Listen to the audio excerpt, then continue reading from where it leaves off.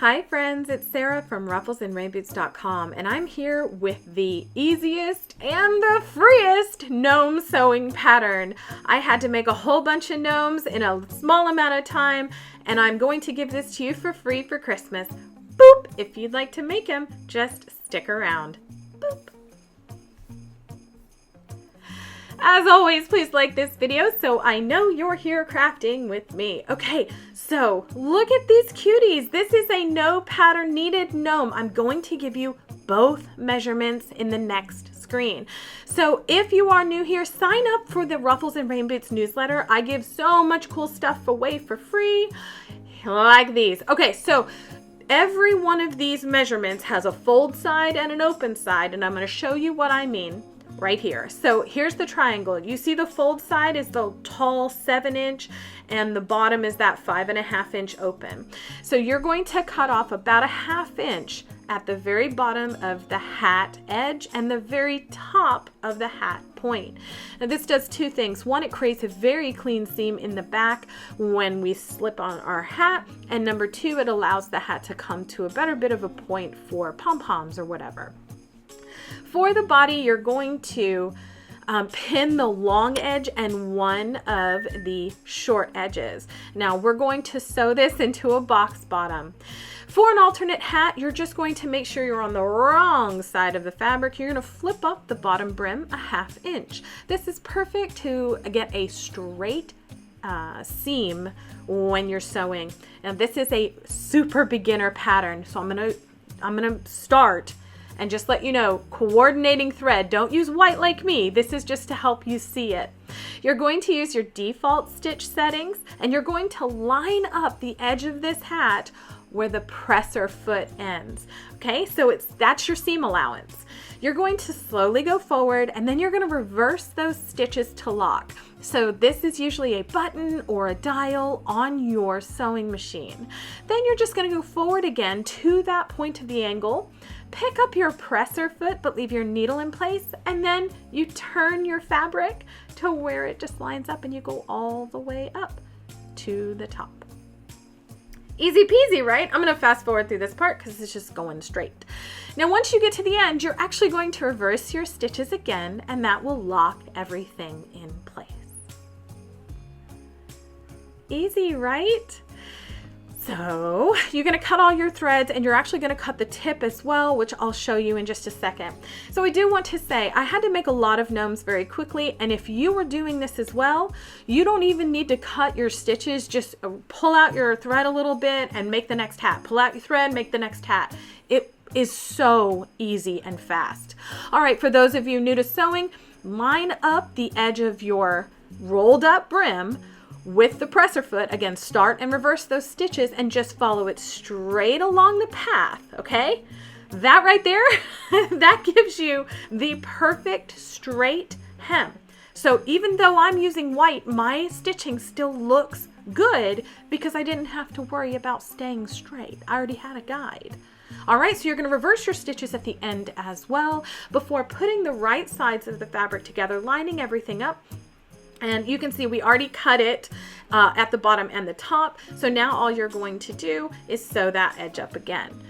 Now I'm going to show you, you want to cut off the edge of your tip of the hat just so it folds out nicely when we reverse it. All right, so this one's super easy. Go to the top edge that isn't pinned, line up the long edge with your presser foot, and you're just going to sew almost all the way down that entire edge. Again, you're starting and reversing your stitches at the beginning to lock them in. Easy, right? And you may be asking, how is this going to become a body? I'm going to show you. When you get to about a presser foot away from the bottom, you're going to reverse your stitches, pick up your presser foot, leaving your needle in, turn your fabric, start and reverse your stitches, and then go all along this bottom edge as well. Be sure to reverse those stitches at the end. And then you're just going to remove this piece and move your sewing machine out of the way for a second, because now we're going to make the body. All right, so you have your open edge. You're going to pull that apart and put your seam in the middle. Then you're just going to flatten it down until you get this cool diamond looking shape at the bottom, and then you're going to turn it into a puppet mouth by squishing it down. Up, up, up. Anyway. All right, so we're going to create a box bottom or a box pleat bottom. You're going to need a ruler and you're going to measure 1.5 inches away from the point. So at the bottom here, up. And now, if you don't have, Taylor's chalk or a disappearing ink pen, don't worry, get some chalk from your child's stash and just use that to draw a line. It's just going to be your guide. If you are new to sewing, you're going to want to pin this, so I'm going to show you how to do that as well. So you're going to split this seam and then just pin it on the opposite side of your line, okay? You're going to take this, pulling all of the other out of the way. You're going to line up your needle, not your presser foot, with the chalk line. You're going to start, reverse your stitches, go all the way across, and reverse your stitches again. All right, I'm going to show you what this looks like. Yoo-hoo! See? All right, so now you're going to press that down and put it out of the way. And I want to show you, so I'm just going to make another chalk line using the chalk that's on the ruler. All right, so you're doing this again where you've split the seam, lay it flat, and then look what you've got. These two triangles that you're just going to hack off. Don't cut your stitching, but these two triangles now can be used for stuffing. But the coolest part is when you flip it outside right, look what you've got. A handy little box bottom. This is fast. So you can, if you're not new to sewing, you can make one of these in about 2 minutes if you go slow. I don't go slow. And again, it's super easy. So you're going to repeat that for your large or whatever.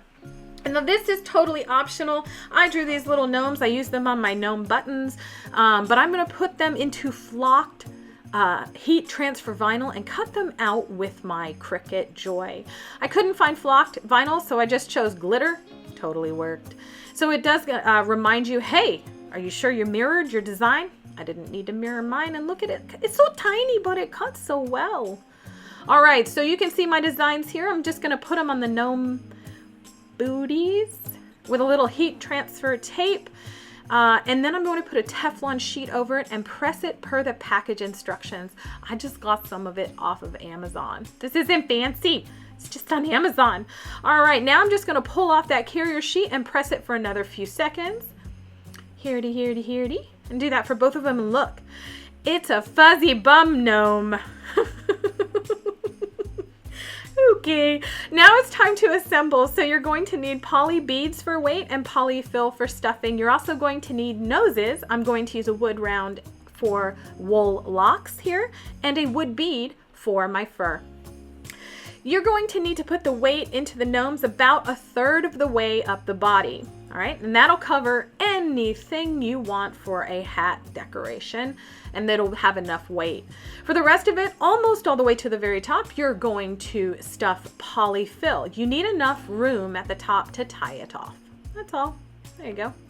All right, so speaking of tying it off, if you're making a whole lot of them, cut twine or string to 10 inches, and that'll cover both sizes.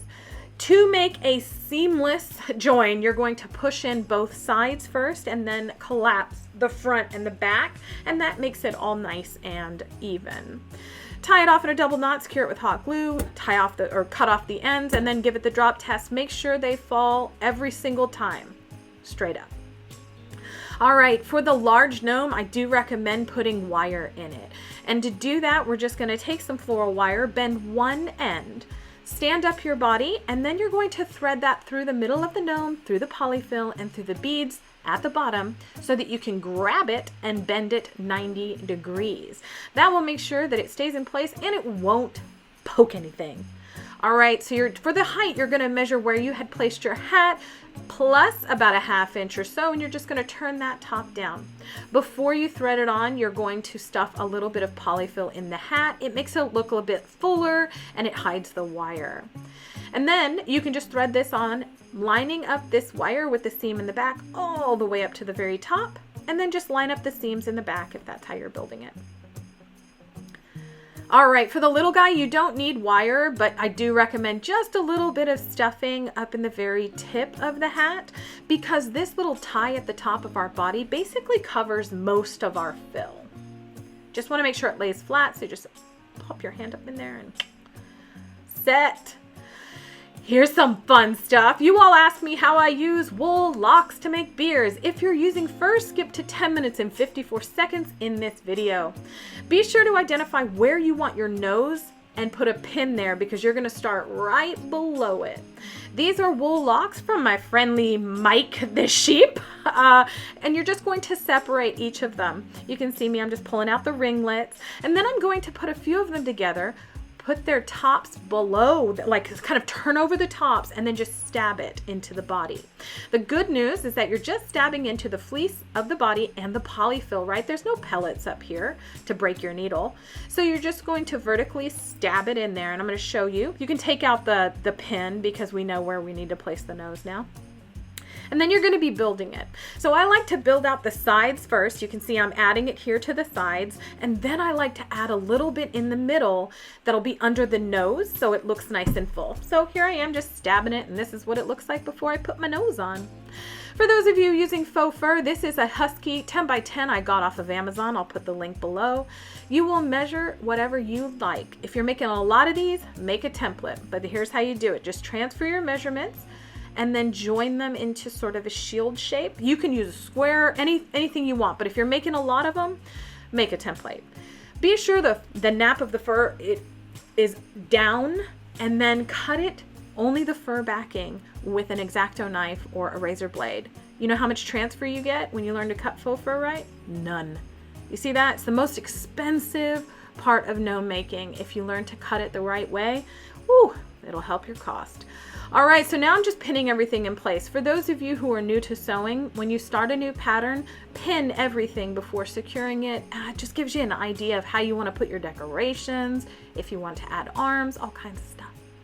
All right, for the nose, I'm using the wood round, no holes. I'm putting a generous portion of hot glue directly onto the matted portion of my wool locks. I'm removing the pin. I'm going to add glue to the top of that round, pull down the front of the hat. And once that's secure, I'm just going to glue down all the way around the edges, the sides, and the back of the hat. If you are using arms, a simple rectangle sewn will do.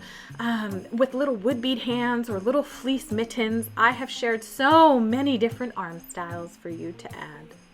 All right, so if you're using fur, you're gonna split the fur to its fabric backing, add a generous portion of hot glue, and press in your beads so that the hole points forward. We're going to put glue on the front of the body and on the top of the nose, securing that in place. Next, you're going to just add glue right above that beard and then all the way around the edges. Now, for the bottom of the bead, you all ask me all the time, so you just add a little bit of hot glue, spreading it out, not a big dollop, just spread out, and then you scrunch up the beard to hide it, and it looks really natural. See, you can see it. And now it's time to decorate your gnomes with more than just their flocked rear end insignia. Let me know in the comments section, what do you think of this free pattern? I loved making all of these for charity. Please like and subscribe, and don't forget, sign up for that newsletter below.